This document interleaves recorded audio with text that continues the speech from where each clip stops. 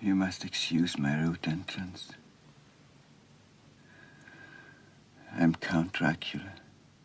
Oh hey, Homebody in the house. And if you're still mesmerized by the latest Nosferatu's dark and deadly charm, then for tonight, let's take a look back to when he was letting the world know that being goth wasn't just a phase.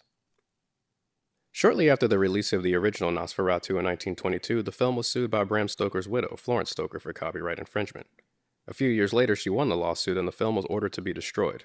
However, some years later, reels of the film re-emerged to haunt a new generation. Fast forward to 1979, director Werner Herzog is on the scene along with a whole new generation of German filmmakers, making up the new German cinema movement. Herzog took it upon himself to remake Nosferatu, to pay homage to the film as well as to bridge a gap between different eras of his cinematic culture.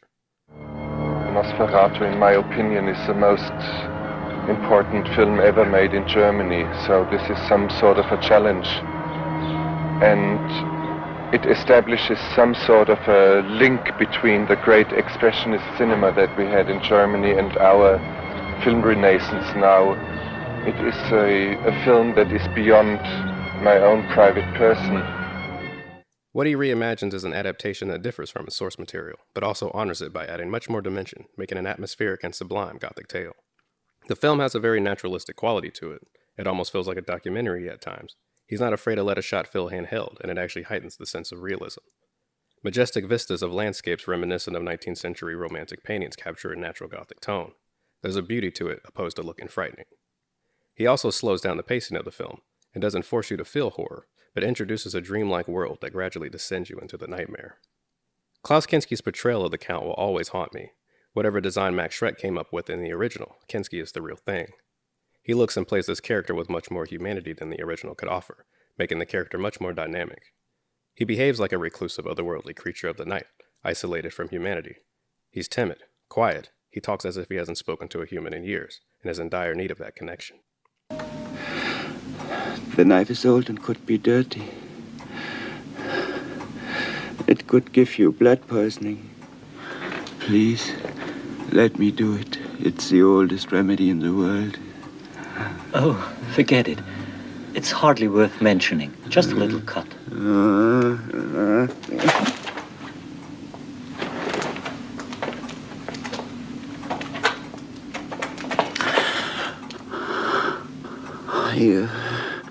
You know, it's only for the best.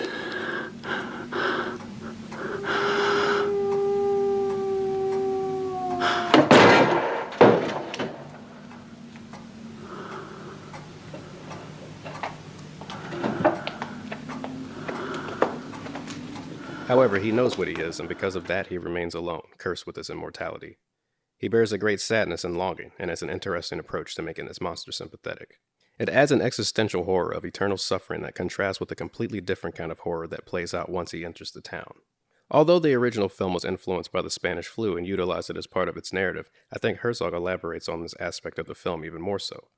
I think now using the plague in an allegorical way to display societal corruption and collapse with Nazism.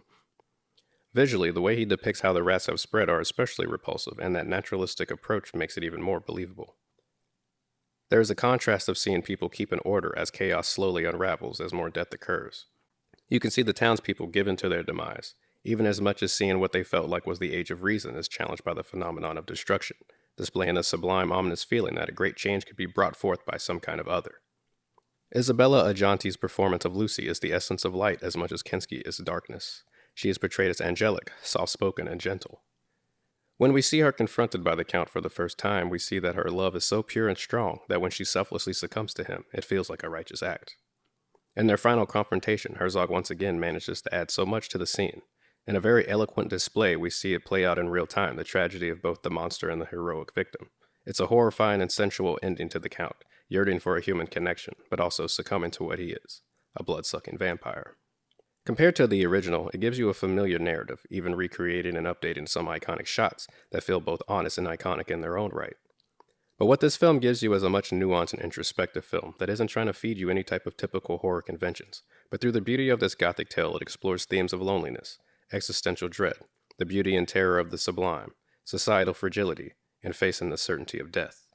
For a horror film to present this level of sophistication to eloquently explore those themes and extract that from its original source material, this makes a great remake and a good companion to watch with the original and the latest Nosferatu.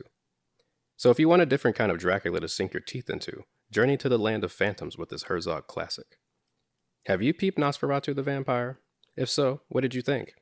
And for more coming soon, peep the links. You know where I'll be.